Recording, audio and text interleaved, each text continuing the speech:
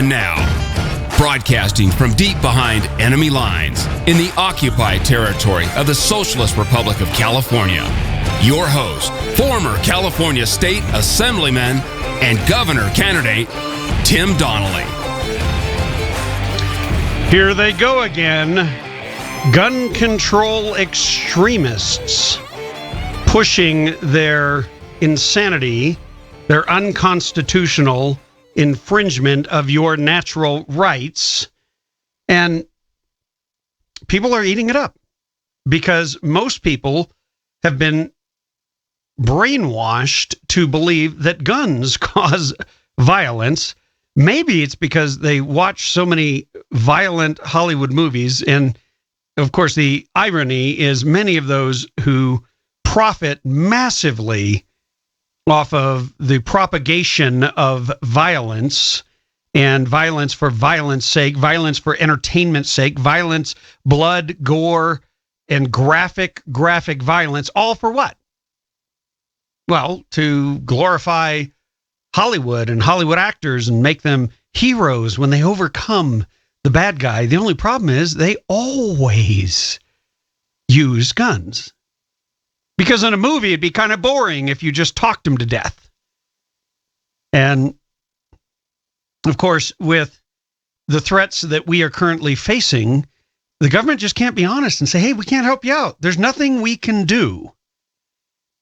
We simply cannot stop random acts of violence from happening, whether it is an Islamic jihadist who has a very specific ideological bent. As a matter of fact, we aren't even willing to say Islamic jihadist. We aren't willing to let any of our national security, any of our law enforcement, any of our intelligence agencies profile those who have made it clear that they have adopted an ideology that has one end, and that is for them to die in a bloody, massive blaze of glory by killing as many innocent people as they can, as long as those people are unbelievers, as long as those people are infidels, and as long as those people are not pure enough in their jihadic loyalty to Islam, to Allah. And, of course, I don't know about you, but when I heard that the Islamic jihadi bride, Tafshin Malik, that she passed not one, not two, but 3 government background checks. She was interrogated by immigration authorities coming into this country. Now, mind you, she's coming into a country that sponsors terrorism. She's coming into the country from Saudi Arabia, even though she is from Pakistan. She is a person who, at the very moment that she's being interviewed in an office, sitting across from a career bureaucrat who I'm sure thinks, whether it's a he or she, thinks I am the smartest person in the world. This individual sitting in front of me in no way could ever fool me. But they don't actually check her social media. So while she's sitting there across the government-issued gun gray metal desk, and the career bureaucrat is thinking about what he's going to have for lunch while he's asking her a handful of questions, she's lying through her teeth.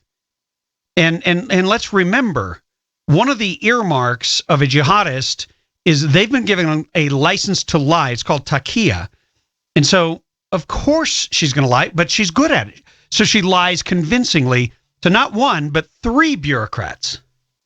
Now, the bureaucrats never bothered. It wasn't in their manual. They're not authorized to actually check her social media, her Facebook page, on which she said she celebrates on 9/11 of that year, the 10-year anniversary. So that would have been, 2011. She's celebrating the deaths of Americans. And we let her in the country. We gave her a K-1 visa that we don't give to almost anyone. And why? See, this brings us back to the very simple theme, and it's going to be a theme that is never going to end. It certainly is the theme for today's show, which is political correctness kills way more people than guns. Simple as that. Political correctness kills way more people than guns. And in this case, the deaths of 14 innocent Americans, the 21 injured, that is on the hands of those who were in power who could have done something about it. But when our government, our Department of Homeland Security, formed after 9/11 to protect us from the Islamic threat, stopped profiling Islamic groups that were formed to wage jihad. And we're not talking about Islamic groups that were formed to feed the poor. We're not talking about Islamic groups that were formed to go spread Islam around the world in a peaceful, innocent way. We're not talking about Islamic groups that were formed to do civic charity or something of that nature. We are talking about groups that were formed for the express purpose of advancing the murderous warfare known as jihad, where you kill innocent people in the most violent way possible. You find those who are the least among you. As a matter of fact, they have declared a fatwa. I'll get into this a little later, and I'll read you the story. They've declared a fatwa against children who have Down syndrome. And they murdered, I believe it was 36 of them. How is there anyone on the planet Earth that wants to be any way associated, not just with the jihadists, but with the religion in general at this point? See, if these were white supremacists doing this instead of Islamic supremacists, and if they had formed a group called the KKK, which of course they have, nobody would want to be anywhere near the KKK or white supremacism. But when it's Islamic supremacism, when the Islamic supremacists act exactly like Hitler, when they act like the Nazis, and they say, well, these people aren't good enough to exist, they're not whole, they're not healthy, they're not fully functioning human beings by their definition, so we're going to kill them. That's what Hitler did. And see, one of the problems we have with our educational establishment, our indoctrination centers, is they don't teach what really happened anymore. And when you don't teach history the way it happened, when you don't teach the truth of what happened, you're destined to repeat it. And we are watching right now as people like Mark Zuckerberg of Facebook says, hey, I want as many Muslims to come here as possible. He's sponsoring a bill in our Congress that even Marco Rubio introduced. If you can believe that. If you were thinking Marco Rubio was a conservative, if you were thinking he was pro-American, if you were thinking he was a good guy, think again. Because the Mark Zuckerberg money is obviously going to flow to the candidate that sponsors the Mark Zuckerberg immigration bill. And his immigration bill, they have written in amendments for unlimited immigration from Muslim countries. And to make it actually easier. So if you know someone who's been trying to get into this country, who's a good person, who has skills, who has resources, who would be a contributor in our society, and they can't get in, but we let in the jihadi bride of the San Bernardino Christmas party massacre, we let in Farouk Rizwan's Syed for Rizwan Farouk's jihadi bride. We let her in. She passed 3 background checks. And now, the only outcome that Obama wants, and we're going to play you a little clip from him when we get back from this next break, is he just wants to take away more of your guns. He just wants to take away more of your guns. I got interviewed by the Los Angeles News Group last night, and they said, well, there's a group forming in Santa Monica, and they held a prayer vigil, and they just want expanded background checks. They want an assault weapon ban across the country. They want licensing, meaning you must be licensed to even buy a gun or ammunition. The government has to know who you are. You've got to get permission before you can even exercise your Second Amendment. And I'm sitting here driving, trying to not lose it. And I actually did a pretty decent job. And I said, hey, well, wait a minute. Okay, great. So they want all those things. Let's start with the background check. Oh, yeah. They skipped the background check when they got their guns, the ones you call assault weapons, because they had their neighbor, Enrique, I forget his last name, but they had the next, Enrique Morales. They let the next door neighbor buy him. They skipped the entire process. They broke the law. And so more background checks ain't going to fill that loophole that were created by the last more background checks bill, number one. Assault weapon ban? Oh, well, we have that in California. How'd that work out? Nope. Once again, they modified the weapons to be what the left likes to call assault weapons. Once again, they broke the law. So we're seeing this pattern that people who are hell-bent on committing mass murder, guess what? They don't obey the law. So more laws ain't going to do but bit. Sorry, didn't come out right. I really wanted to say something else. They didn't do jack. More laws are not going to protect anyone. They're just going to take away rights, take away freedoms, and take away options from law-abiding Americans. And we're not having any of that.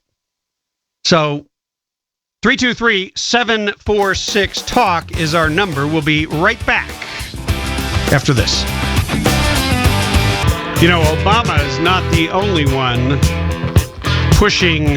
trying to push people around. This Saudi prince billionaire, his name is okay, I'm going to get this right. Walid bin Tatal. He decided to let the world know how he felt about Donald Trump. And he said Donald Trump cannot become the president of the United States, as if somehow he's in charge, or he's somehow the first of all, he's not an American. He doesn't have any right to vote, and nobody cares what he thinks, except he has a lot of money. And evidently, Roger Stone, who you remember from this show, who has a book out on Hillary, Roger Stone has made allusions to the fact that this guy bought Jeb Bush. He bought the whole Bush family, which is why we do things that don't make any sense with Saudi Arabia. Donald Trump had no problem, whatever, and pushed back against him, sent out several tweets, called him a dopey prince, said he wants to control our U.S. politicians with daddy's money. Can't do that when I get elected. And Ann Coulter pushed back as well. And finally, the guy just shut up because as Trump's last tweet I thought was brilliant. He said, he tags this prince. He says, has your country, Saudi Arabia, taken any of the Syrian refugees? If not, why not? And all of a sudden, he went quiet. And Ann Coulter said, I love how Middle Easterners so anxious to get rid of their own people. Saudi prince furious, Trump won't keep importing Muslims. You know, it's funny. The Middle East, Syria in particular, is having a major problem, and they want to send their people here into Europe.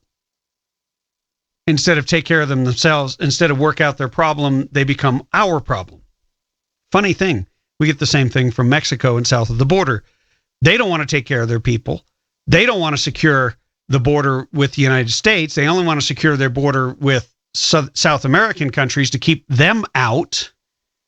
They have no problem sending their people here, sending their problems here so that we can pay for them. And then they can send money back. It's an amazing little system. And you know, I think that is one of the big reasons why Trump has become so popular. And by the way, if you haven't noticed, he is now at 41% in the polls. They said he would never get past 30%.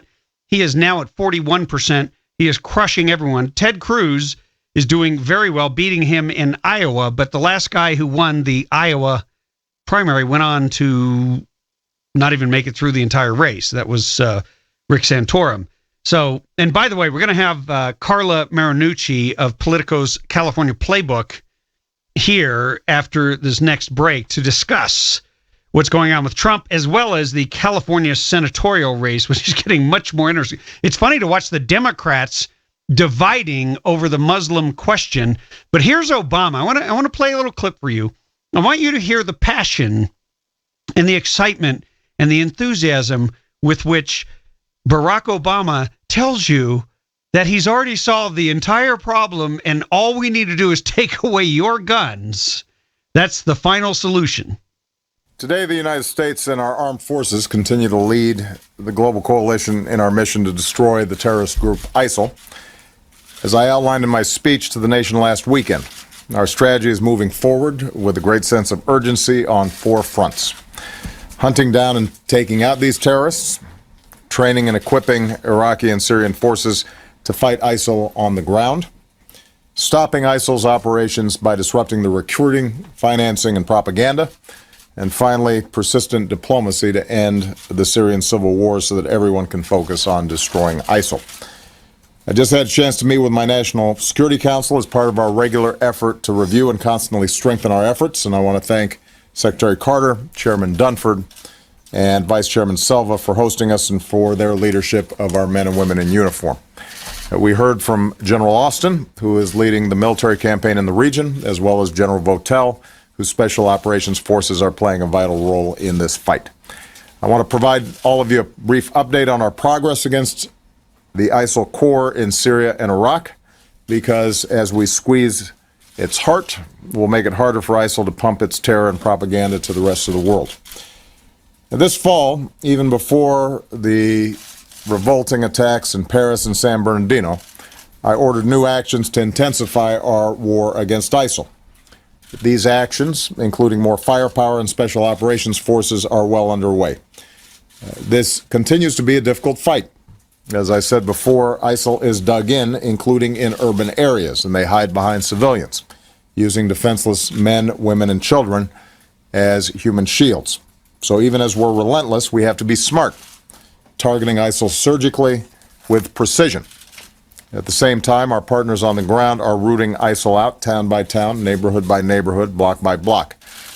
That is what this campaign is doing. We are hitting ISIL harder than ever.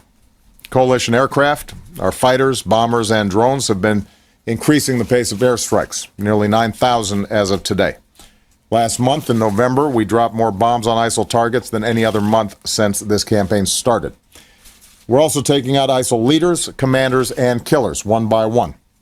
Since this spring, we've removed Abu Sayyaf, one of their top leaders, Haji Mutaz, ISIL second in command, Junaid Hussein, a top online recruiter, Muhammad Emwazi, who brutally murdered Americans and others, and in recent weeks, finance chief Abu Saleh, senior extortionist Abu Mariam, and weapons trafficker Abu Rahman al-Tunisi.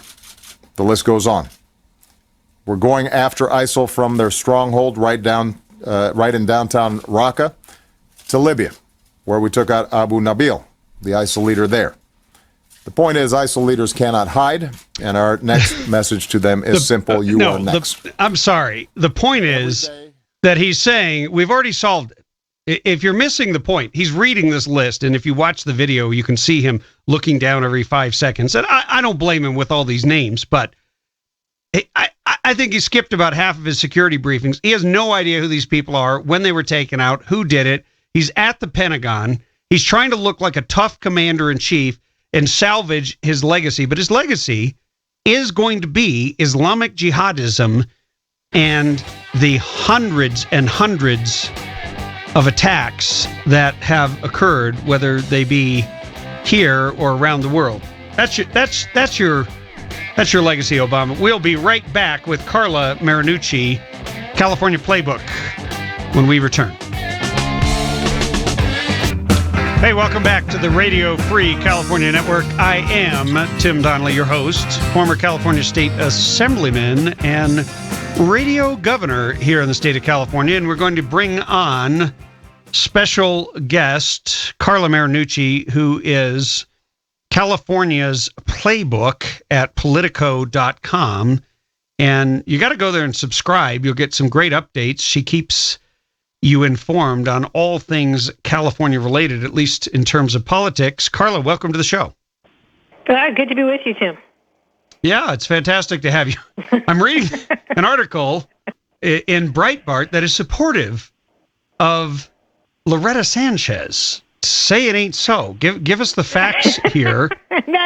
From the Politico's perspective, because I'm struggling here.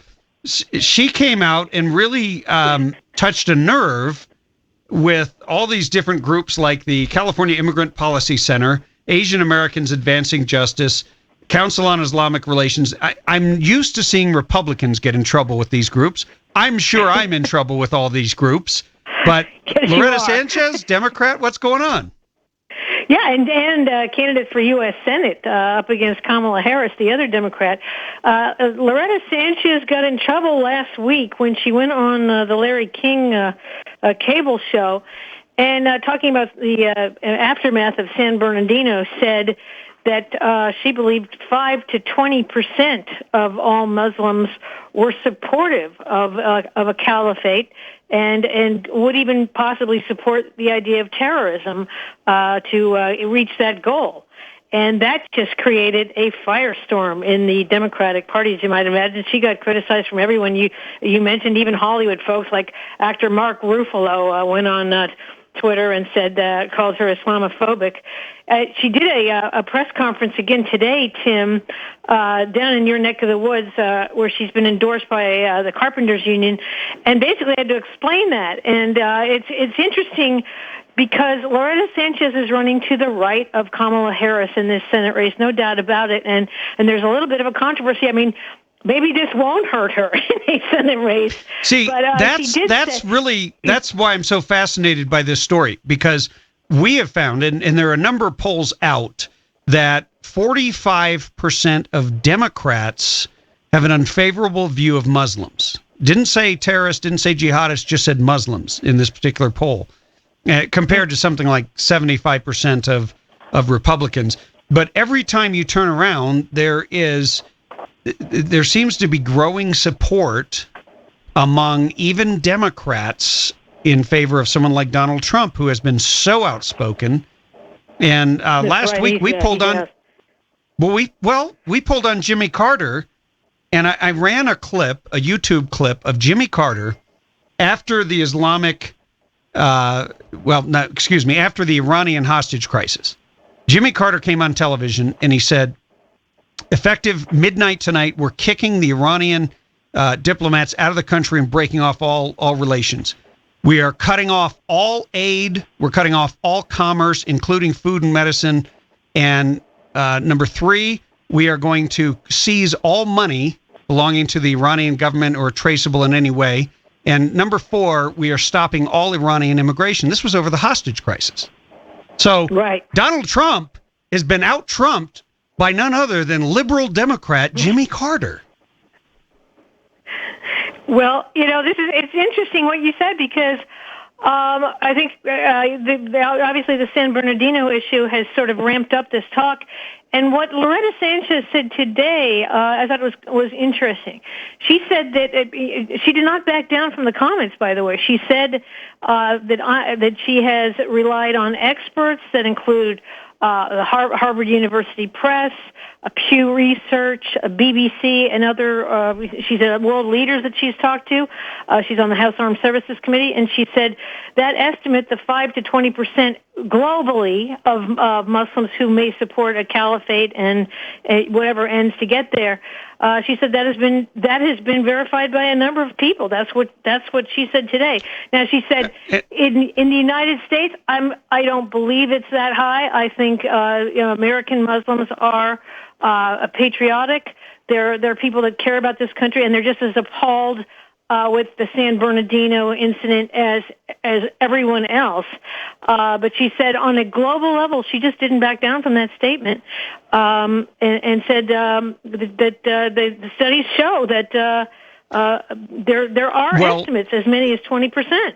Yeah, well, I'm looking at a Pew Research poll from 2011, and they said that as of 2007, very few American Muslims, only 1%, say that suicide bombing and other forms of violence against civilian targets are justified to defend Islam from its enemies. Well, 1% of 3 or 4 million people is way too many for me, but that's in America. When you go globally, it's much higher, but let's continue with the American numbers. 7% say suicide bombings are sometimes justified in these circumstances, but 81% say that suicide bombing and other forms of violence against civilians are never justified. So 81% of Muslims, so if you flip that over, 19% are maybe okay with it on some level. Yeah, and I think that's what she was getting. I think so that's where she was getting it. I will say to counter you. 1% of, you said Muslims in the United States. You might, if you do a whole survey of, Christians on the far right, you might get 1% of them that would go for crazy terrorist type activities as well. I mean, there's always a fringe out there of every religion. But the big difference, I got to stop you, because the big difference between comparing Muslim or Islam and Christianity is there is no justification within the scriptures for murdering others in the name of the faith. And yet there seems to be, in interpretations of the Quran. I'm not sure if you're correct on that one. I said, I'm not sure if you're correct on that one. I don't know the scriptures that well, but I know the scriptures. Jesus tells us to turn the other cheek. We're told to love our enemies. We're told to be hospitable to them and serve them food and give them our coat and all these other things. And basically it'll be like heaping coals on their heads, but not to kill them. There's never anywhere in the scriptures, particularly in the New Testament. If you want to go back to the Old Testament, that's a whole different thing. I was going to say the Old Testament. No, I'm not talking about the Old Testament. I'm talking about the New Testament. But so there's no place you can point to and say as a Christian, I went to the Planned Parenthood and killed, to save life, and that was justified. That is not ever justified by Christian leaders. Whereas you have this sect of Islam that is fundamentalist, jihadist, supremacist. You pick the word, and they are out there. And so when anybody agrees with that, that's really disturbing.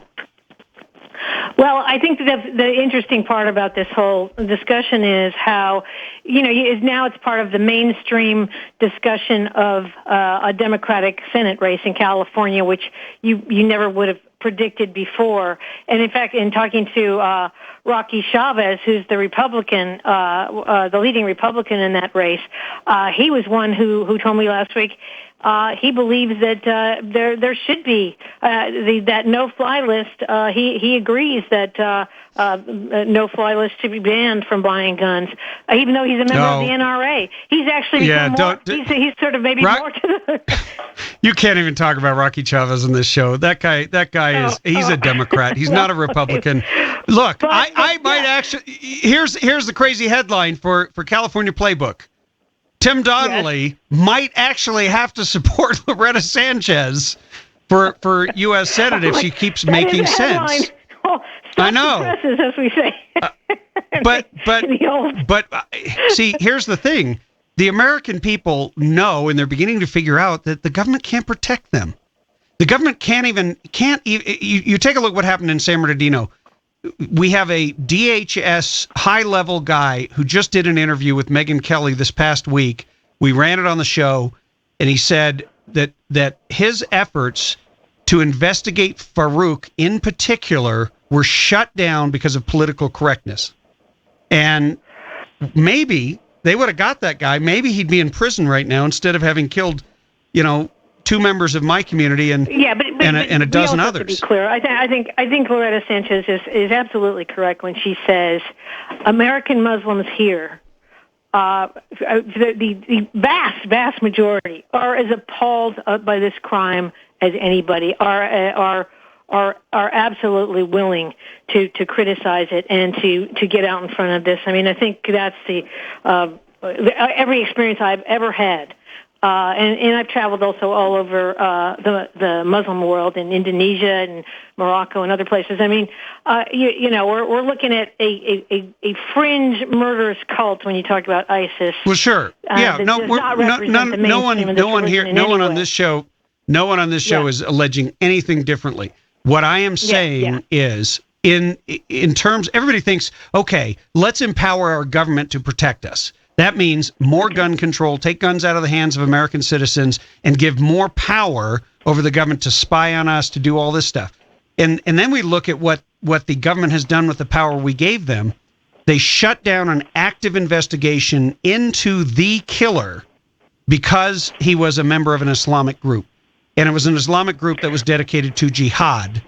And political correctness shut that down. You've got the jihadi bride, Malik, who passed 3 background checks because our immigration authorities, they don't look at social media. And she was out there rooting for 9/11 on her social media. Yeah, I think that was fascinating, and I think you're going to see that change. And what, some of these things you point out, we had talked about, where does this lead us on the presidential side? And I think this is where, it is really sort of casting a whole new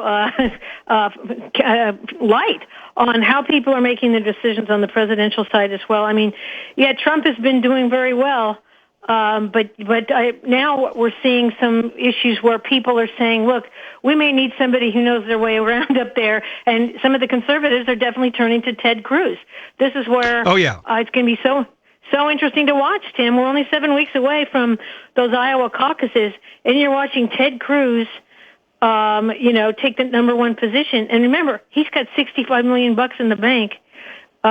This is a guy who really could make it all the way to the nomination. Oh yeah, you even had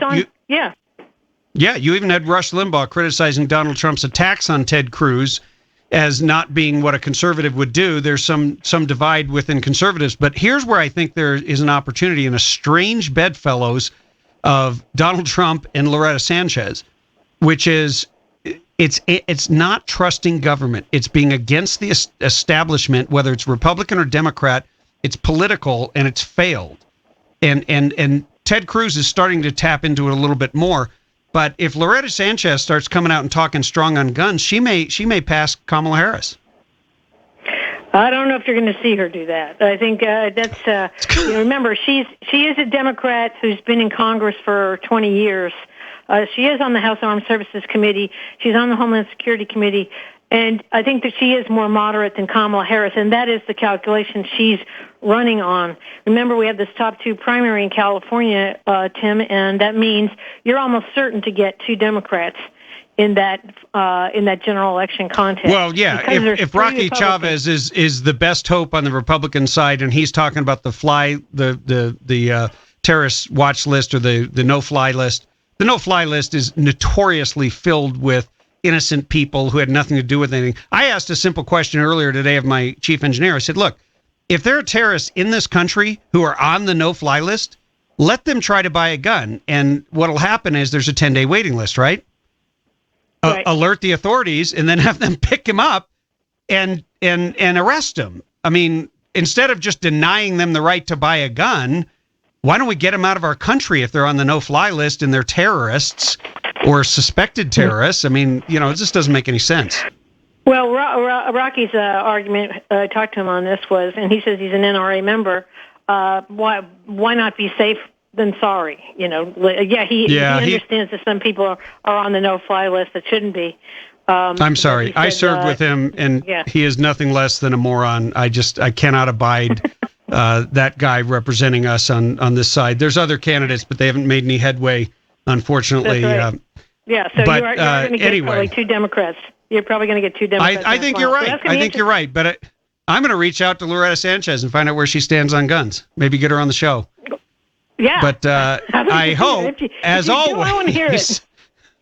Carla Marinucci, thank you for joining us. Thank you for keeping us up to date on California Playbook at Politico. We will be right back after these messages. Great as always having Carla Marinucci on. She always has interesting perspectives and insights. And I was reading this poll earlier and didn't bring it up, but huge poll done by NBC, Wall Street Journal, that 58% of primary voters, Republican primary voters, say national security terrorism is now their top concern, and 26% of Democrats who feel the same way, but 71% of Americans, so almost 3/4, are saying that the country is going in the wrong direction under Barack Obama when it comes to shootings and random acts of violence, including terrorism. So that's kind of an interesting statistic. We're going to go to the phones real quick. Give me your first name and city, please. Ted from Beaumont, once again. Hey, Ted, how are you? I'm good. How are you? Doing great, doing great.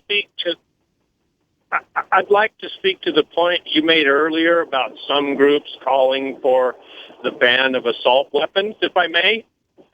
Sure. They're already banned. Right. I know they want to spread that ban nationwide. They've been banned forever.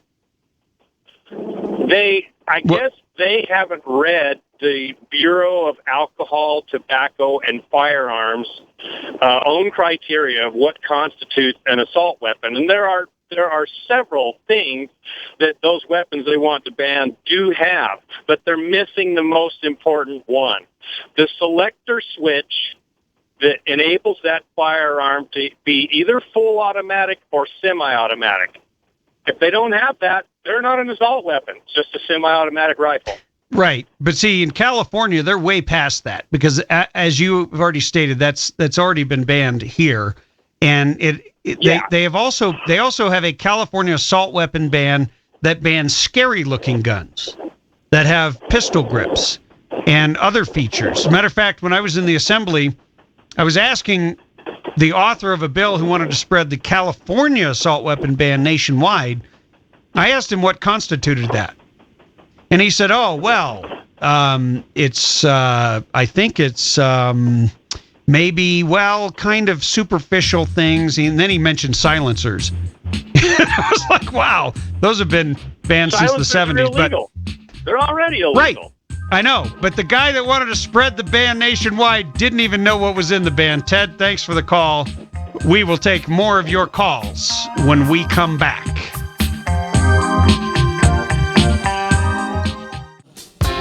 You have found your way to the Radio Free California Network. I am your host, Tim Donnelly, former California State Assemblyman and radio governor here in the state of California.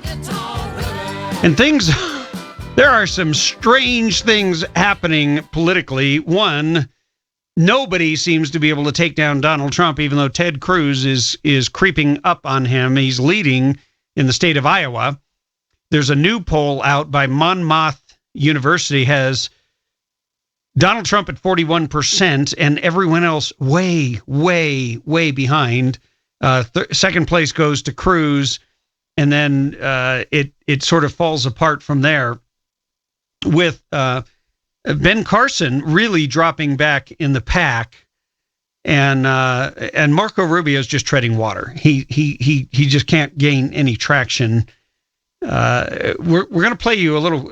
Look, for me, this whole thing centers around not the actual events that happened on December 2nd in San Bernardino, the San Bernardino Christmas Party massacre, but the aftermath. And the aftermath politically is you now have a renewed vigor among the Marxist progressives to do exactly what they've always wanted to do. For them, this is just an opportunity. They don't believe in not politicizing tragedy. They could care less. If Obama cared about the victims of the San Bernardino Christmas Party massacre, he would have come to California and not asked anybody for money. He would have gone and privately, without cameras, gone and visited each of the victims, because this is a failure of his policy. It is a failure of his policies of political correctness. It is political correctness, not gun violence out of control, that created the opportunity for this killer, this murderer, who did it so in the name of his Islamic insanity, to murder. Because we played you the clip from the high-level Department of Homeland Security, Philip Haney, last week, who said very clearly, we were on the trail of this Syed Farouk, and guess what? They pulled us off. They told us, no, you can't do that. You can't be profiling these groups. We need to be politically correct. So political correctness kills. And, of course, guns don't kill anybody. Guns are just a tool. It takes somebody who is volitionally deciding that they want to commit murder, or somebody who is literally saying, I'm going to defend my life and the life of others. We always forget that part. And there was a gathering in a church. I want to read you a little bit, and then I'm going to go back to the phones here. But I just got to get this out because this is driving me nuts. I got a phone call from a reporter at the Los Angeles News Group. And I always laugh when they call me. I'm not even in office anymore. I'm like, can't you get some of the Republicans to say anything? But they can't, because as you heard, even that Rocky Chavez guy, he's like, oh, hey, whatever Obama wants, let's get people off the no-fly list and make sure they can't buy guns. Look, if you aren't on the no-fly list, if you never were such a threat to your government that you never made it on the no-fly list, then shame on you. You should be on the no-fly list. Any American worth their salt has either been on it or been considered to have been put on it. But the bottom line is, we should not deprive Americans, and I said Americans, not terrorists. We should not deprive Americans of a fundamental natural right without due process. And to take this arbitrary list that is filled with good and decent people, as well as these terrorists or suspected terrorists. And my thing is very simple. If you have suspected terrorists who are on a no-fly list and they show up to buy a gun, that should be a great opportunity to arrest them and take action, maybe deport them out of our country if they're here, or put them in jail if they've committed a crime or you suspect them of having done so. Why do you tolerate them here if you're not going to let them fly? I don't get it. Why do we have all this law enforcement if they're not going to go after these guys? Why don't they get them out of our country so that they're then not on the no-fly list? Am I nuts here? I mean, is it crazy? But here's the gun safety rally in Studio City. Now, this is a comment from a woman named Emma Geller. And she said, I deserve to be safe. Promote gun safety. And then further down, she says, it's just so sad that so many children and teachers died in Sandy Hook. Well, I would say, first of all, I agree with that. And second of all, I would say that the vast majority of Americans, including all of us who believe in the Second Amendment, would agree with that. Then she further says, oh, by the way, this is a fourth grader, just so you know, at Carpenter Charter Elementary School. And in San Bernardino and Paris, there are shooters that are shooting innocent people, and I don't think innocent people should be punished or killed. Well, Emma, you have just given a great deal of wisdom. You have imparted wisdom to the rest of us, because you're right, innocent people shouldn't be punished. And the innocent people that shouldn't be punished are the ones who didn't commit the crime, who didn't commit mass murder. So we shouldn't punish law-abiding, innocent Americans by depriving them of a natural fundamental right in the name of somehow taking measures so that we can say we did something, even though what we did was not effective at stopping the next mass killing. It's that simple. See, that's the part they never get to. And they go in and they quote all these statistics about how many mass shootings there've been, and of course they always reference this Everytown group that AWR Hawkins has completely destroyed. But by the way, I didn't realize it at the time, and he was talking about their false facts, but that every town gun control group is just an advocacy group. It is not some objective news site. It is funded by billionaire Michael Bloomberg of New York, who wants to take every gun out of the hands of every American. And it's that simple. So the idea that they want to push more background checks when background checks failed. They want to push an assault weapon ban when we already have one and it failed, because you can't buy the so-called assault weapon that in terms of the varying definitions of it, let's call it a fully automatic weapon, but you can modify it. That's just literally is a threat that exists, and there's nothing we can do about that. And my point, and the comment that I made, was every obstacle you put in the way of law-abiding Americans, the criminally insane that want to commit mass murder, the Islamic jihadist insane that want to create mass murder, and anybody else who's insane who wants to mass murder individuals for whatever twisted reason there is going on in their brain, isn't going to abide by the laws, and therefore the law is toothless and pointless, except that you're going to create another obstacle to an American obtaining a firearm, perhaps even for the first time, to defend their own lives, because the government can't protect us. So it falls on every one of us. The responsibility is ours. It is your responsibility to arm yourself with the information, with the facts, and then get yourself a gun, buy it at Turner so you can get a discount, make sure you mention my name, learn how to use it. That's very important. Go to a range, find somebody to train you. And if you feel the need and feel so compelled, go get a CCW. If that makes you feel more comfortable, by all means. But don't wait. And then you need to change your mindset. And the only way you're going to do that is by hanging around other people that have the same mindset that you do. And that's a mindset that you're going to live free. You're not going to let them take away your life, all in the name of political correctness. And speaking of that, I went to a church service, and I haven't been to a church service in a long time because I'm tired of being in churches that are filled with people who seem to lack the courage to stand up. They're more heavenly good than earthly good, and right now we need some people that have some earthly courage. We need people who will engage in politics as well as in prayer, who are patriots. But you can be a prayerful patriot. You can be all kinds of patriot as long as you're a patriot, not a pansy. I'm sick and tired of hearing pastors who are terrified to offend people with the truth, whether it's political truth or whether it's scriptural and biblical truth. They refuse to say it because they don't want to lose parishioners and lose those donations.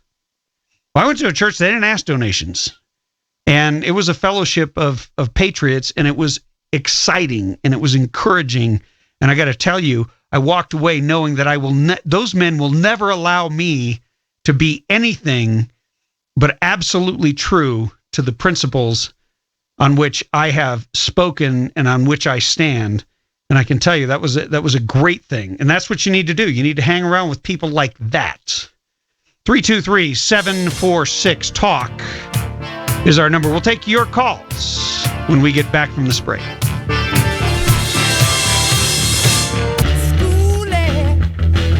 Hey, welcome back to the show. 323-746-TALK is our number. That's 323-746-8255 if you're driving. And what we're talking about is very simple. Political correctness is far more deadly than guns.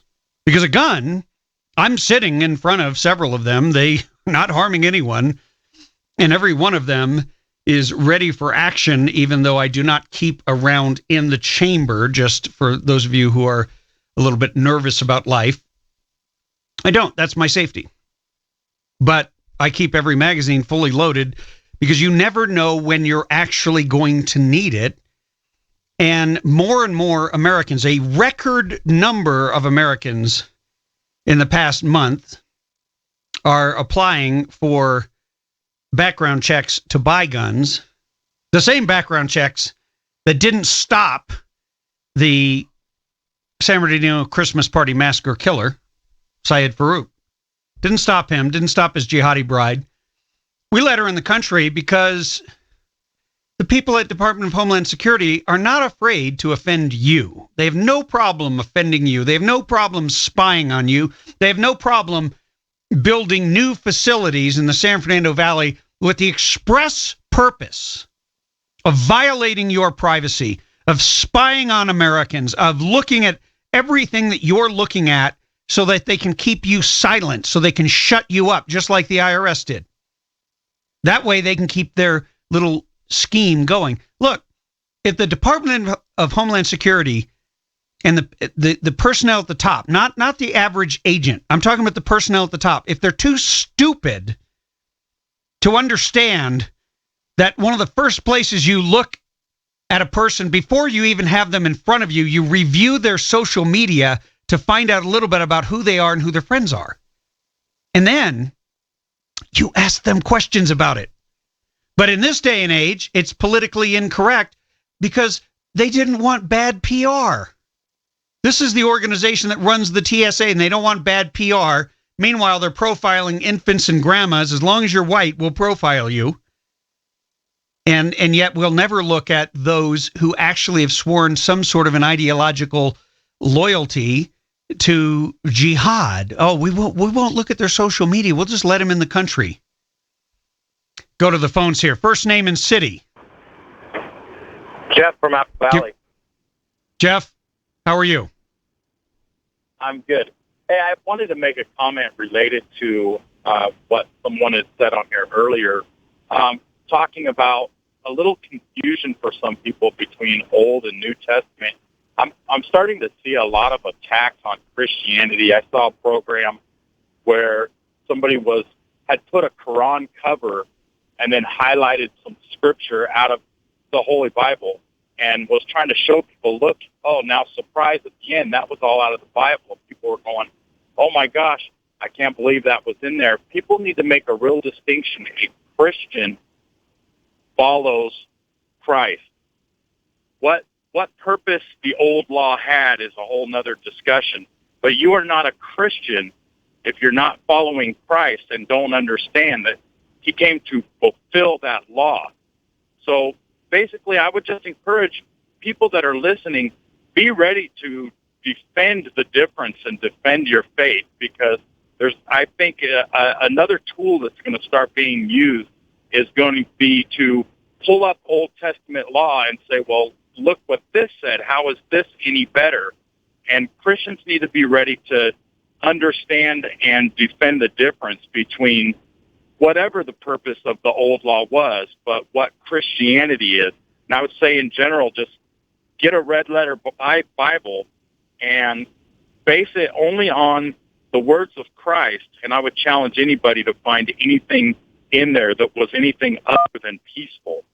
And that's a huge difference. Right. Well, and I was making a political distinction. I was not delving deep into my faith because I didn't want to get caught up in a long theological discussion, but I made a very clear distinction with my guest, who is a political commentator, that when people say that Christians, that maybe 1% of Christians would also be willing to, commit jihad in the name of Christ, is essentially the inference that she made. And I said, no, there is no doctrine whatsoever in the scriptures to justify a jihad-type attitude at all. Right.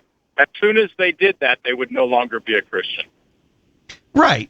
And there would be no pastors or priests who would come out and say, hey, by the way, that guy that shot up 10 people at the Planned Parenthood clinic was acting according to this scripture or this doctrine from the scriptures, because it doesn't exist. Right.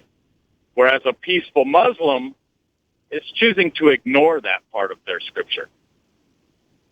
Well, strangely enough, when they get to the pinnacle of their faith, when they become the purest and the most fundamentalist, they become the most extreme in following the tenets of their faith, which always seem to lead and have led 27,000 times since 9/11 to committing murder of innocent people, including the latest is that they have declared a fatwa against kids with Down syndrome. I don't know if you can believe that, but it's actually incredible. And let me pull, and it's the Islamic State who has declared it. It's not, your average Muslim. I'm sure they would be as horrified as anybody else. But, once again, all we ever hear from is the Islamic State. We never hear from the so-called moderate peaceful. I've never had a single Muslim call this show and say, hey, I'm horribly offended by everything you're saying, and here's what I believe, and I was out in the streets, and I was doing this and that, because they aren't. But the Islamic State has ordered a fatwa ordering the elimination of children with Down syndrome and other congenital disabilities. And this is, of course, reminiscent of Hitler's famous Action T4 program. Jeff, thanks for the call. We'll take more of your calls when we come back. So I'm still trying to figure out how expanding background checks that don't work. If a background check can be simply avoided by having a straw gun purchaser. And nobody can know that. If somebody's willing to cooperate with somebody who is a terrorist, who has said, I am going to go out, I am going to kill people. And by the way, this individual, this Enrique Morales, let me pull it up and make sure I have his exact correct name, because I would hate to have that incorrect. I'm sorry, Enrique Marquez. His name is Enrique Marquez. New York Times profile.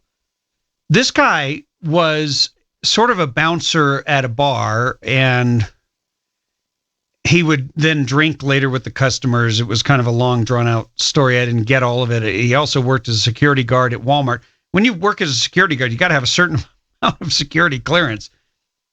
But the guy would regularly tell people, he worked in this dive bar called Morgan's Tavern, and he cleaned the bathrooms, checked IDs at the door, all this kind of stuff. And he was always in trouble with money. And he would talk about how there's so much going on. There's so many sleeper cells, so many people just waiting.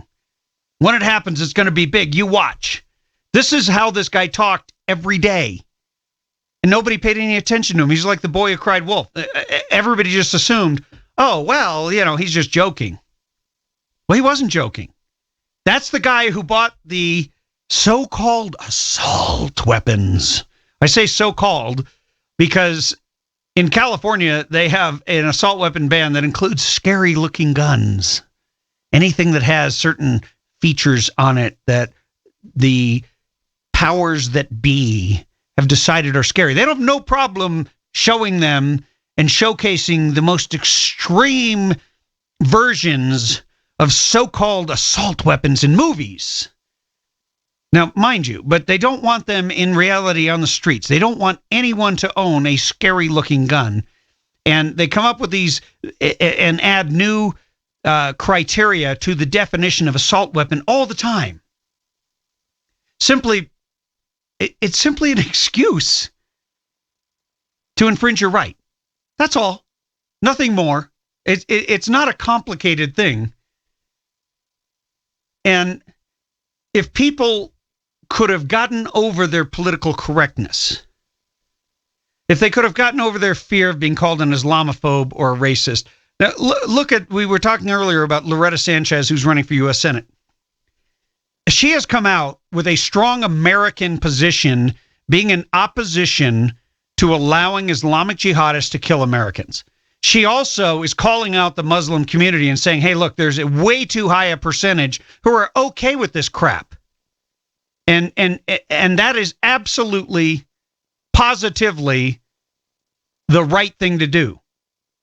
Because if we can't talk about it, if we can't have an honest discussion, including, and most importantly, with Muslim voices, but the Muslim voices are absent. Because, see, what happened is you have the mosques who often speak for the people. So you have these imams. Well, the imams answer to Saudi Arabia and the Muslim Brotherhood. So they are already jihadists in a sense. They're the recruiters and supporters of jihad who run 80% of the mosques in the United States, according to a number of experts. So then you look at the Council on American Islamic Relations. And they're run by this As-Sulef guy. I think I probably butchered his name, but I guess I'm not going to cry any tears over it. But if you watched any of the interviews with him after San Bernardino, and literally within hours of the killings, he was on television. Within minutes of them mentioning officially that it was a Muslim, he was all over it. They knew everything. They were, they knew more than the FBI practically, and they weren't telling you anything. He was basically there to shut up the family. That guy has Muslim Brotherhood ties, but he's the guy that all these left stream media treat to be the moderate expert. He's the sort of secular Muslim. He's the nice guy, and we just need to bring him on to chastise Americans for saying mean and hateful things. Well, you know what? Free speech is free speech. And if you want to know where we are heading right now in America, you need to look at Europe. There was a pastor in the UK who basically called out Muslims and talked about them and their murderous ways and all this kind of stuff. He got very hyperbolic and probably said things in a way I would never say and don't truly believe, but he said them. And he's a pastor and he has a radio broadcast or something. Well, they decided that his speech was hate speech, that his speech was prohibited. They arrested him and put him in jail for what he said. He didn't advocate anybody commit violence. He didn't say anything other than his viewpoint. And they threw him in jail. And see, that's what they would like to be able to do here. They would like to be able to not only take away your Second Amendment right, but they'd like to take away your First. And they don't view the San Bernardino massacre as a tragedy. They view it as an incredible opportunity. Because now they are talking about legislative hurdles. How do we close the loopholes that were thwarted? Hey, I got news for you. It's real simple. Let me see if I can break this down into the simplest of language. If somebody doesn't give a crap about a stupid little law, like a background check to buy a gun, and they can go to the back of a pickup truck or a trunk of a car or some drug house somewhere and buy whatever the heck weapon they want from criminals, many of whom are illegal aliens who were let into this country and got into gangs, and now they're trafficking in weapons, by the way. Okay. So at that point, how is another law going to stop somebody who has no regard for the law, who is getting ready to break the most sacred of all laws, which is to take human life, to commit murder? What the hell does he care about a background check or about an assault weapon ban or anything else? Because his plan, and this is the plan not just of Islamic jihadists, but of your typical mass murderer. They go in with a plan to kill themselves or have the cops kill them, committing suicide by cop. So that's part of their plan. They're going to die. They don't give a crap. So wouldn't it be wiser to educate the public on the threat? Get through the facts. Let's release the facts. Let's talk about the facts. Let's let the so-called moderate Muslims, peaceful Muslims, whatever, let them come forward and start rooting out the jihadists and fundamentalists among them. Let them put the finger. They're going to know better than anybody else. And they know. I'm telling you, they know. And the reason I know that they know is because you know the crazy person who is zealous, who never shuts up. In the case of this Enrique Marquez, nobody took him seriously because everybody thought he was kind of a joke. He married a Russian woman who he got married for the cash. She paid him cash and they had a sham marriage. But she was the sister of another bride within the family. Someone else married a Russian bride. And so you had all this going on. And here's the thing. You can create expanded background checks. And all you're going to do is make it harder for the good guys to buy a gun that could be the difference, could be the gun in the hand of the person who stops the bad guy. So the government, with its political correctness, the government with its obsession to infringe your rights rather than go after and interrupt the process of the jihadist sleeper cells, rather than they go out and figure out some kind of a computer program to track down and maybe be able to identify people who are on the verge of committing mass murder. I doubt that they can, and I'm not saying I want to violate anyone's civil rights simply because we suspect they might do something, but maybe they're able to create some kind of an algorithm where they could at least come up with some sort of signs that they could communicate to the public, and the public could then let people know. Certainly, there's something that we can do that makes sense. But targeting the law-abiding, targeting innocent Americans who are sick and tired of stupid government, of idiot politicians who want to point a finger at those who did not pull the trigger. We're sick and we're done. We're done. So it's now time to push back. And you know what? I don't care if you're a Republican or Democrat, because these ideas are coming from both sides. We have idiot Republicans who are siding with the Islamic jihadists because they're terrified of being called names, and we have Democrats who are leading the charge.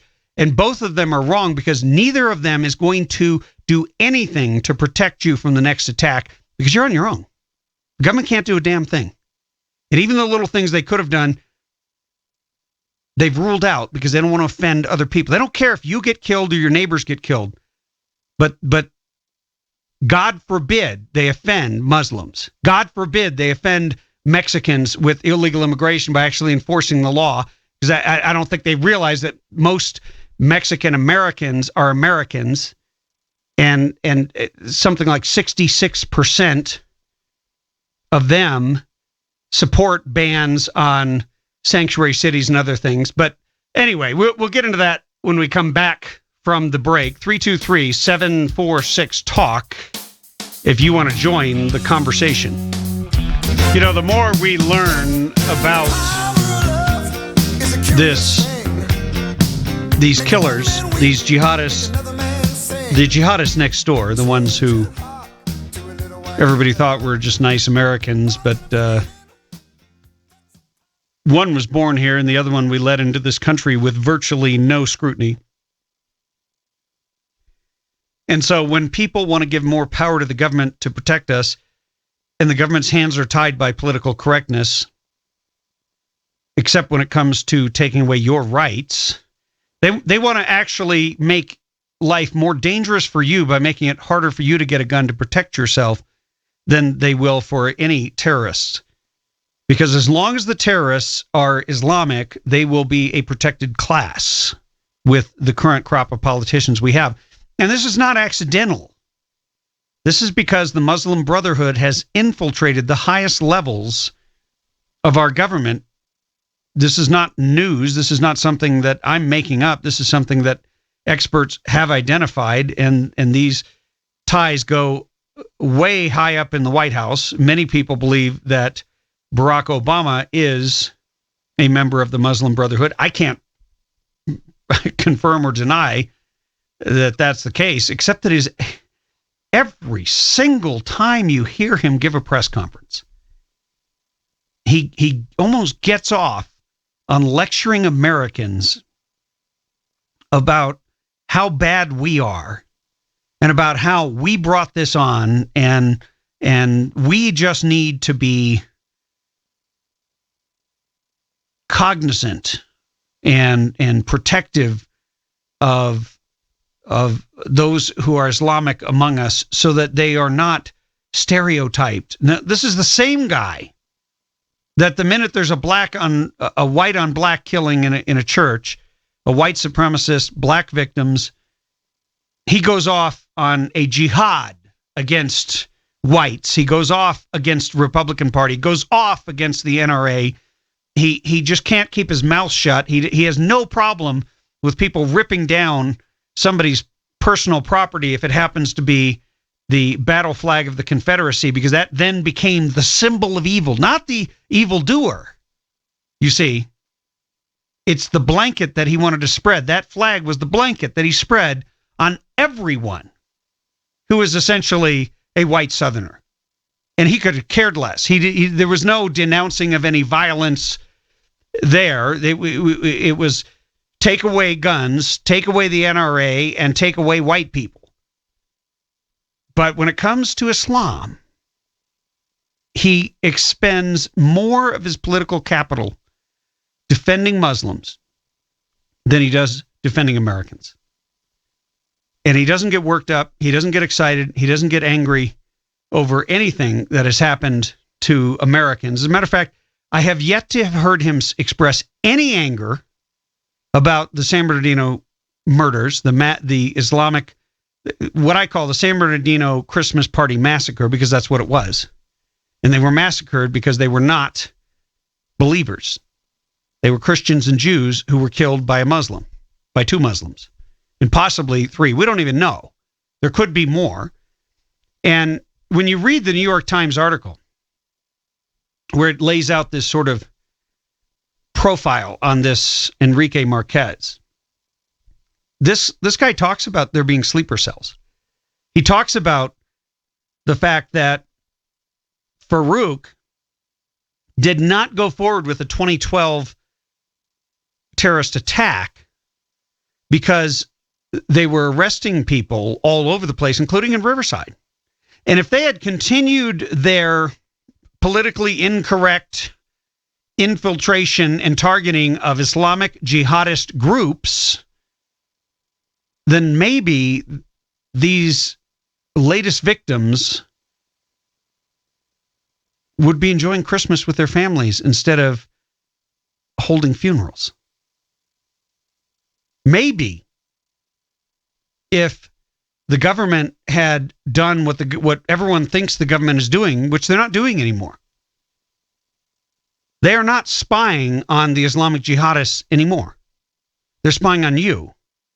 And God forbid you engage in any hate speech. Maybe Loretta Lynch will drag you off to jail. But it is chilling to me to see that they were scared off by these arrests because of 2 men sent to federal prison for a scheme to go to Afghanistan and kill American troops. They were on the right track.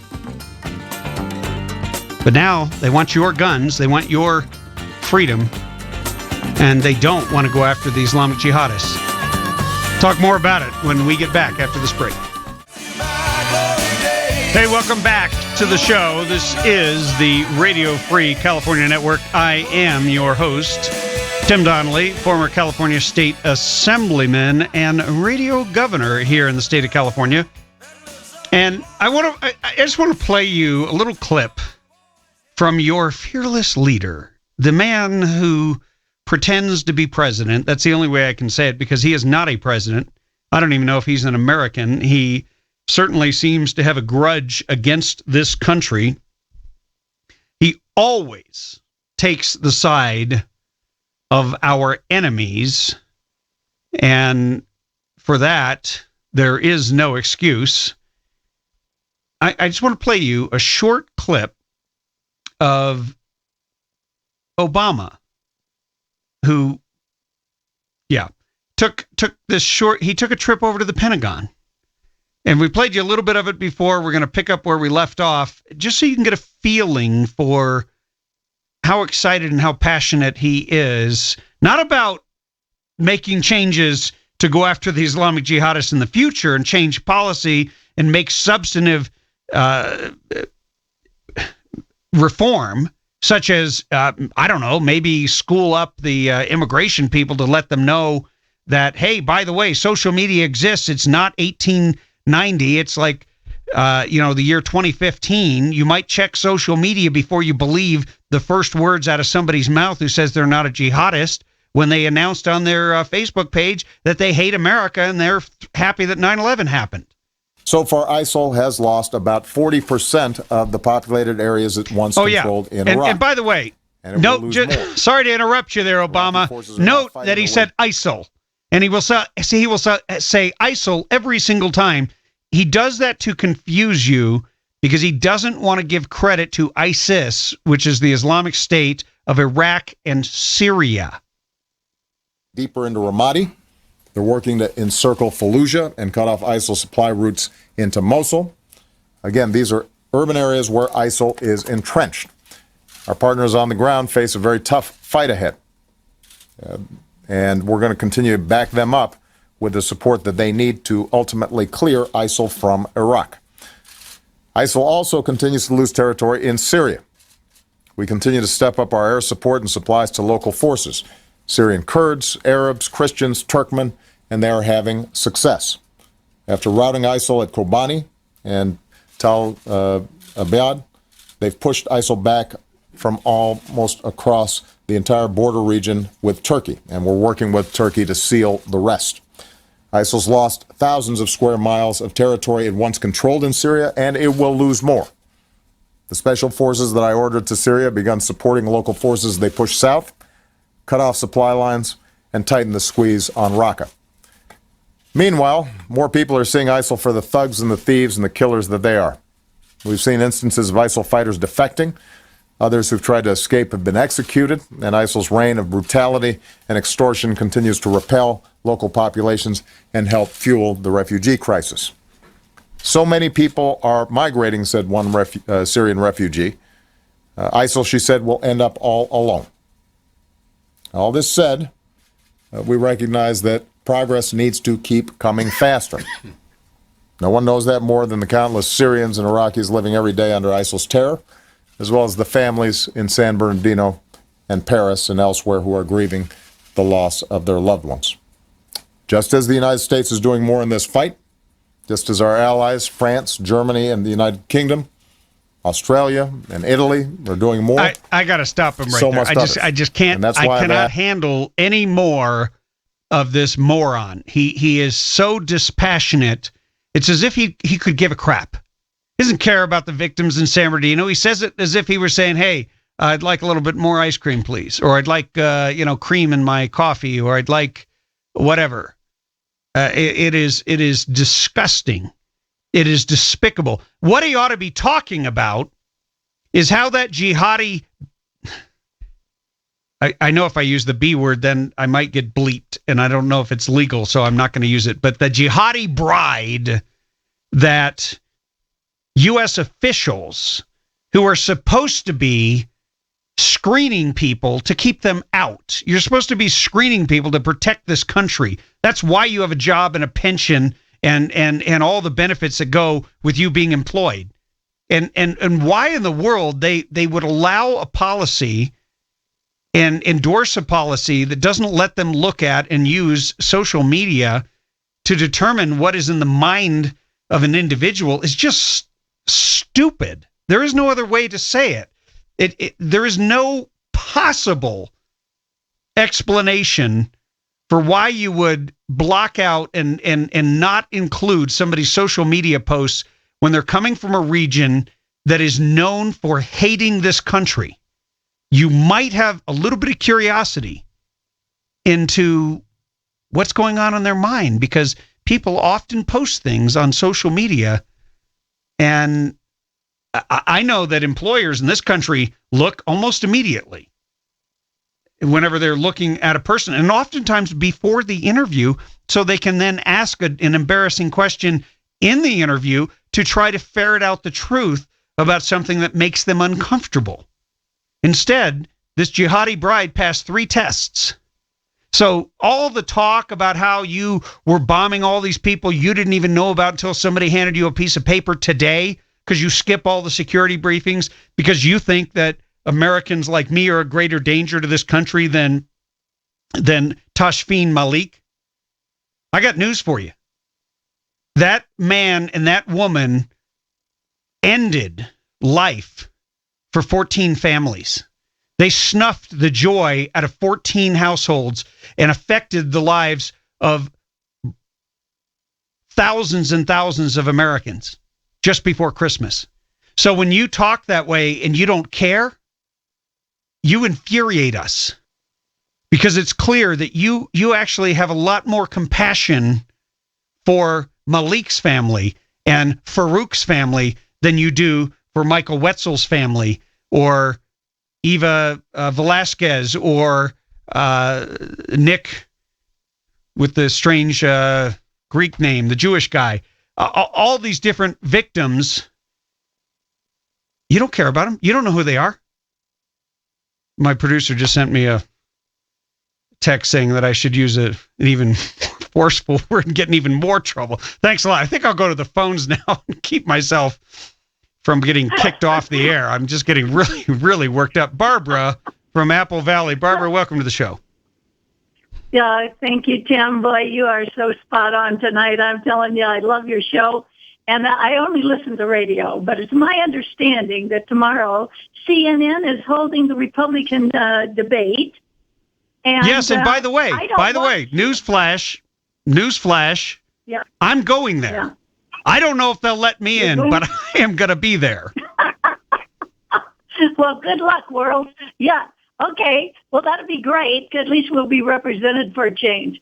I will bring you whatever news I am able to ascertain. Yeah, I am not going to watch it. I'm not going to contribute to it. And for the reason is this. To me, watching CNN, which I never do, is like giving a longer, sharper knife to your enemy. And I'm not going to support them, and I'm not going to contribute to their success and all their advertisers. So I'm going to protest. I already know who I'm vote for. I think that is a very powerful statement. I think a lot of Americans have had it, and they're done with these. It's one thing to be. I almost don't even want to say this because I know I'm going to get a lot of email criticizing me. It's one thing to be sort of a harmless Marxist progressive and just have these harmful ideas, but you never harm anyone. But the problem is that these Marxist progressives are in power and they use these ideas to literally take away your freedom, to take away your right to protect yourself, Barbara, there in Apple Valley. But they don't want to take away the rights of those who have professed an allegiance to an ideology that prompts them to kill and wipe out and slaughter innocent people. That's what I don't understand. See, the minute you swear an allegiance to an ideology that says I'm going to kill innocent Americans for sport or for 72 virgins or whatever the hell floats your boat, you have lost all rights in my book. And now it's time for us to put our boot on your neck and get the truth out of you. Bravo. Absolutely. And I'm not going to contribute to them in any way. I'm not going to listen to them in any way. And I can understand that, some people can't make up their mind to know if they even want to cross the street. I'm not one of those people. And I don't think the people I associated with are those type of people. So if you don't know who you're going to vote for by now, maybe you ought to just go to a rally somewhere and not contribute to these so-called leftist newspapers and news people.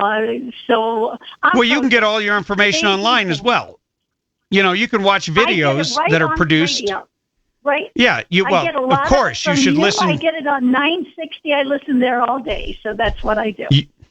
And as you should. You should just tune into the Tim Donnelly Show. Block out everything else. Barbara, thanks for the little commercial. And Merry Christmas. Merry Christmas to you. We are going to take a quick break, and we'll come back with more of your calls. And got an interesting clip from Kurt Russell, of all people, that you don't want to miss. Hey, welcome back to the Radio Free California Network. We have been talking about Barack Hussein Obama and how nonchalant he is, how deadpan he is, how absolutely unaffected unmotivated, uncaring. For a liberal, he doesn't give a crap about the families of the San Bernardino Christmas party massacre victims. He doesn't care. Could absolutely care less. And I want to play for you one of the worst. I'm going to play you a little snippet from one of the worst American speeches of all time. This is Jimmy Carter just before Christmas in 1979. And he actually has more passion, even though he is so negative. He has more passion than Barack Obama. Here we go. The threat is nearly invisible in ordinary ways. It is a crisis of confidence. It is a crisis that strikes at the very heart and soul and spirit of our national will. We can see this crisis in the growing doubt about the meaning of our own lives and in the loss of a unity of purpose for our nation. The erosion of our confidence in the future is threatening to destroy the social and the political fabric of America. The confidence that we have always had as a people is not simply some romantic dream or a proverb in a dusty book that we read just on the 4th of July. It is the idea which founded our nation and has guided our development as a people. Confidence in the future has supported everything else. Public institutions and private enterprise, our own families, and the very Constitution of the United States. Confidence has defined our course and has served as a link between generations.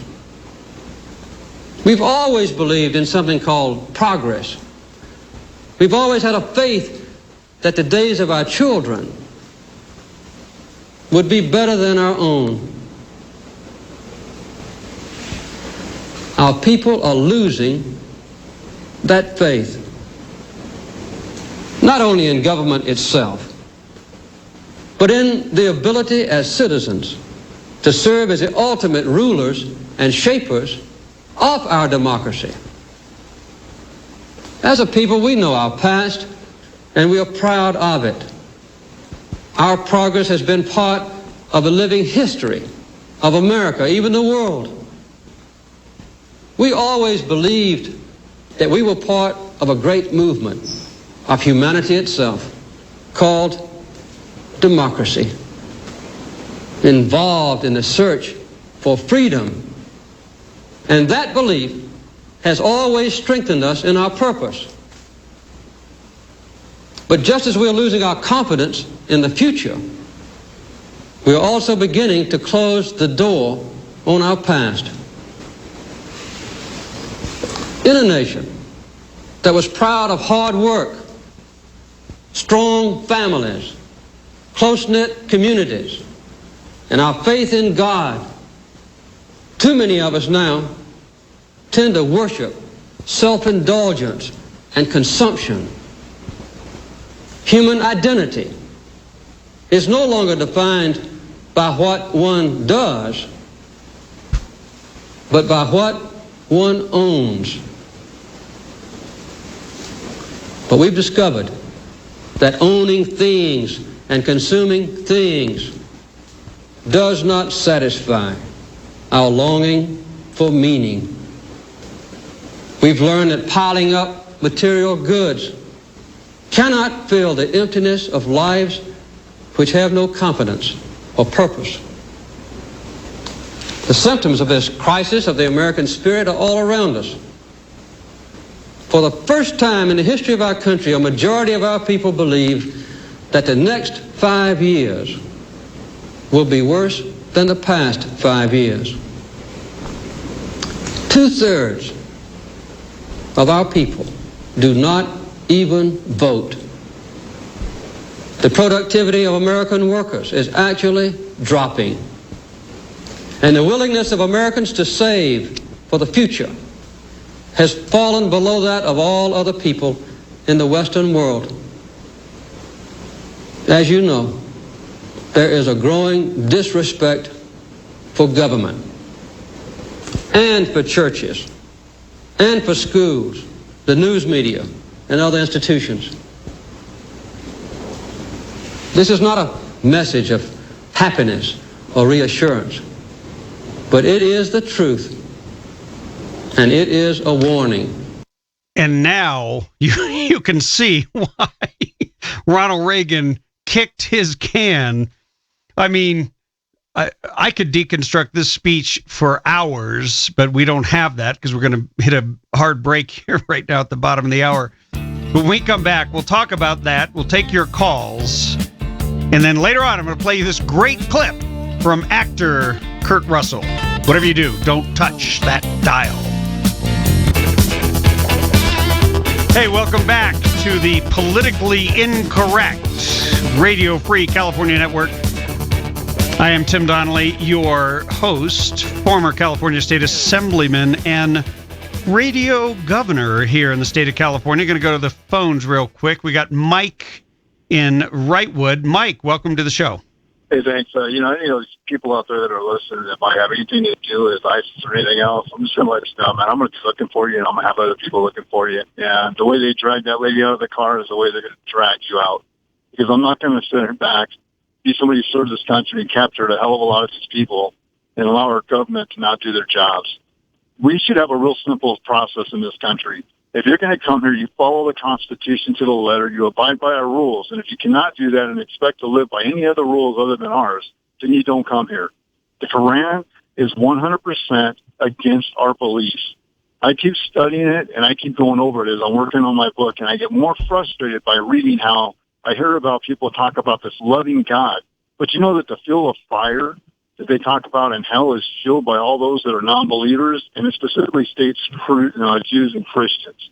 So for people out there that want to have sympathy towards these people that are killing us or people that are moderate, you need to just go on your little phone, pull up the Quran, the English version, and yeah, there's going to be a little bit of a difference in it, but basically you're going to get the gist. They talk about Moses, they talk about Jesus, they talk about Mary, they talk about the Quran or the Torah, they talk about the Bible. All these things are in there, and it all talks about the same stuff on how much that the non-believers didn't do the right thing, and therefore they're going to end up in hell and be the fires of it. It is in there in almost every other verse I've looked at over the past 3 or 4 days on how everybody's going to go to this fire of hell, but yet this is a loving God. You either believe the way these people do, or at some point they're coming after you.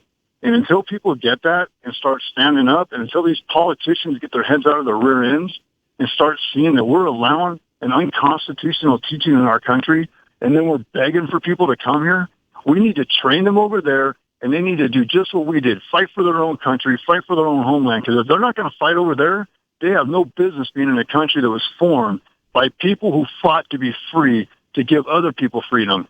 Because they're not going to fight for us. They wouldn't fight for their own homeland. So why would we expect them to come to America, abide by our laws, and be a great citizen like us? Well, Mike, as always, you speak the truth, you speak it well, and we thank you for your dedication and commitment to keeping the homeland safe. Look, the politicians, in my estimation, are a greater threat at this point than ISIS.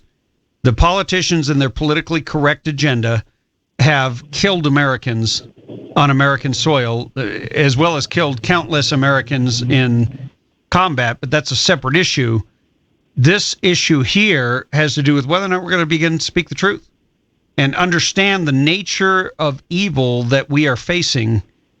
And here at this show, we will always do that. Thanks for the call, Mike. Hey, I'm going to move on to this segment that I mentioned, but before I do that, I just want to say a few things about Jimmy Carter's speech. I mean, I listened to that whole speech today, and it was so bad. I thought I had never heard anything worse until I heard Obama today. But it was so bad that I just wished that somebody would come into my office with a chalkboard and scratch their fingernails down the chalkboard just to relieve me from how painful it was to listen to Jimmy Carter. It was the most uninspiring. It was the most pathetic. It was as if he said to his speechwriters, come up with a series of words that will depress and deflate and puncture the American spirit. And make sure that at no point during that entire speech do I ever wax eloquent about anything. Because I want to tell them the truth in the harshest possible terms. I want to tell them all the boring backstory as to why I'm telling them the truth in the most harsh terms. And really, what he was talking about is we had an energy crisis. It wasn't the end of the world. And some of the things he's talked about, we've done as Americans. He mentioned that we had more oil in our shale than 5 Saudi Arabias or something like that. And he's right. Well, we're now tapping that shale. It's now fueling economic boomtown in North Dakota and other states. Okay. He talked about wanting to get Congress to pass. Let me dig this out because I wrote some notes. I want to make sure I get this correct. I would not want to harm in any way the memory of the. Yeah, sorry if you're hearing all that noise. That is me. He wanted to cut by 50% the use of oil to produce energy by utilities. And, you know, it sounds a lot like what Jerry Brown wanted to do here, you know, cutting the anything that was non-renewable, what they call the 33% renewable portfolio standard, where you have to get it all from solar or wind or whatever. But at that time, here's the funny thing. He said, we need to switch to coal because coal is abundant. So I got to give it to Jimmy Carter over Barack Obama. At least Jimmy Carter, even though he thought he was protecting the environment, and he thought we had clean burning coal, which we did and which we do, he was looking at making us energy independent, which was a righteous goal. As much as I don't like Jimmy Carter, as much as I'm not inspired by him, as much as I think he's a leftist kook most of the time, he was right about making ourselves independent from foreign oil. We're facing the exact same problems today. And they control the price of oil, OPEC does, and they can make it go up or down, and they sort of jerry-rig the market, and that's having catastrophic effects right now in Canada and in some of the, in a lot of U.S. oil-producing regions. But my point is, at least Jimmy Carter, even though he was a Democrat, he was an American. He stood up for America's interests. He stood up against Iran. He didn't do it very effectively, but he talked tough. And he did so here by saying we need to be energy independent. Now, did he depress everybody just before Christmas? Yeah. I think he actually, he invigorated a whole new American spirit just of people rejecting his horrible speech and saying, hey, you know what, buddy? That ain't us. You don't understand who the American people are. We're way better than you think. So go pound sand and we'll show you. But see, that's the American way. We will never be kept down. And this current period that we're going through, where every day it's bad news, every day we hear about stupid government. Yeah, I do agree with Jimmy Carter when he said people have begun to disrespect government. Yeah, we stopped respecting government when it stopped respecting the people, when it stopped respecting us and stopped ruling at our consent. And here it is. We now have a man pretending to be president who could care less about Americans dying. He could care less. As a matter of fact, he will not send anyone to any of these funerals. 3 have taken place already. He will not send anyone in any official capacity because he doesn't want to highlight the fact that it was Islamic jihadists that took those American lives. And they did so on his watch. And they did so when he could have prevented it back in 2012. He can't blame that on George W. Bush. I hate to tell you this, Obama lovers, but 2012 was right in the middle, even if you do Common Core math, of the Obama regime, of the reign of Obama, because he was elected in 2008. So 2012 was the end of his first term, the first 4 years. And we had a jihadist cell where there were jihadis who were plotting to go to Iraq and kill American soldiers. And they were foiled and put in jail. But political correctness rode in on the black horse that it is and shut down the investigations because we cannot profile Islamic groups, even though Islamics are the only ones committing jihad. And so Syed Farouk, they were on his trail, and political correctness cut off the investigation. So the deaths of the 14, the murders that were committed in the name of Islamic jihadism by Syed Farouk and his jihadi bride are on the hands of those worthless traitors who run that law enforcement agency, who allowed political correctness. And what is political correctness? It is changing policy so that you will not be criticized. Changing policy to fit a political agenda rather than following the facts wherever they take you and regardless of who it offends. And I mean regardless of anyone. You know what? That's a big reason why Americans don't trust the government. That's a big reason why we now understand there is nothing that the government can do to keep us safe from Islamic terrorists. There is nothing the government can do to keep us safe from random mass murderers who decide to go on a killing spree, whether they use a gun or a knife or a car or a bomb. You can't stop them except at the moment of impact. And that takes armed Americans who understand they're on the front lines. And that's it.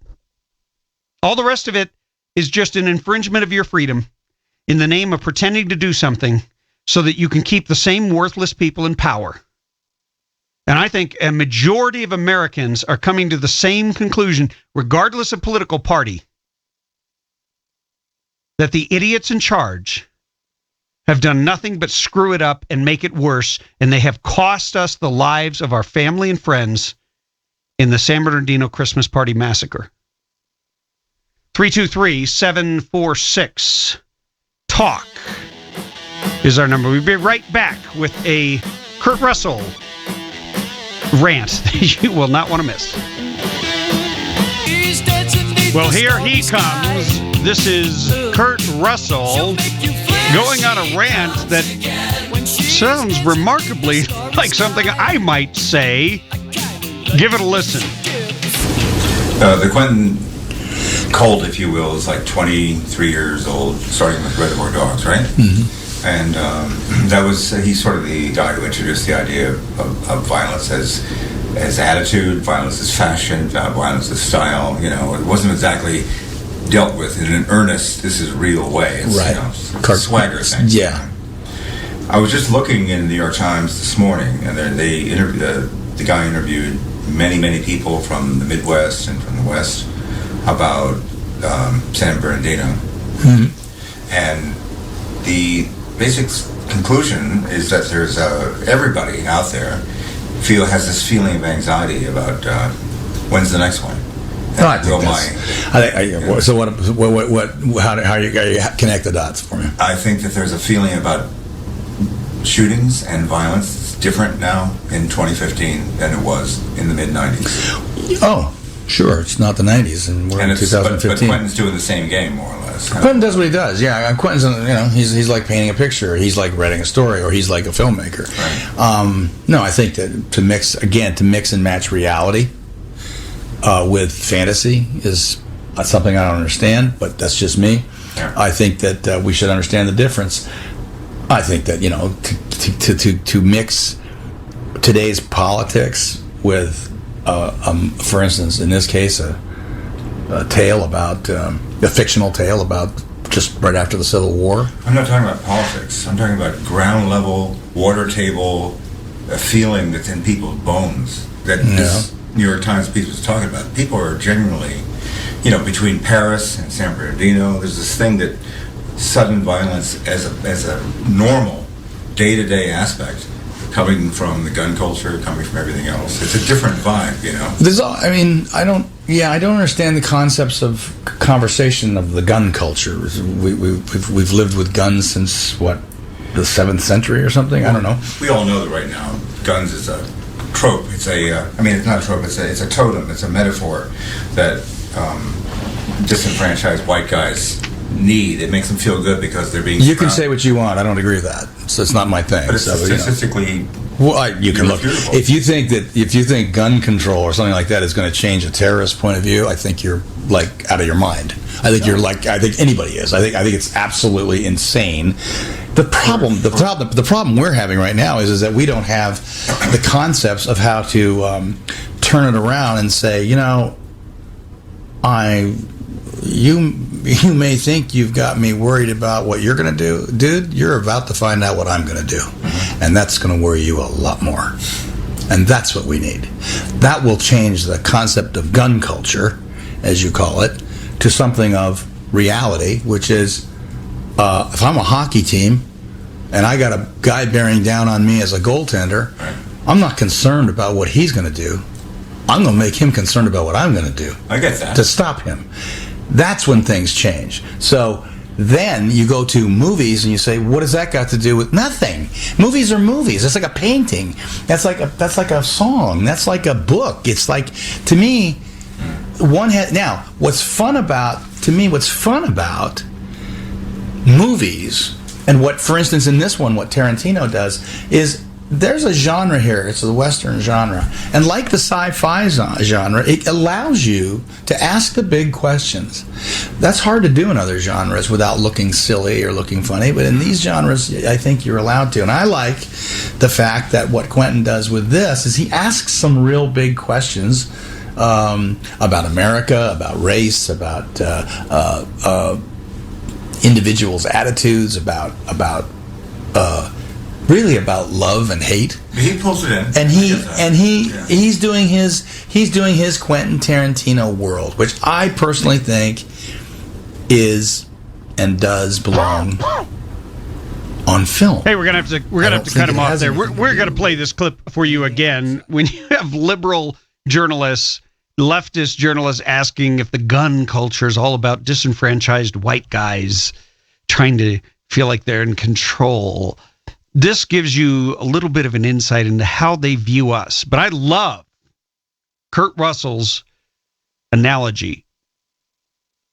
I want them to worry a lot more about what we're going to do to them than the other way around. That is the American way. Hey, I don't do this show alone. I want to thank Chief Engineer Sean McNeil, all of our sponsors, and you. Check us out tomorrow. We'll be in Las Vegas. Pray that we get in so we can cover the debates for you. God bless you and Godspeed. Tim Donnelly Show out.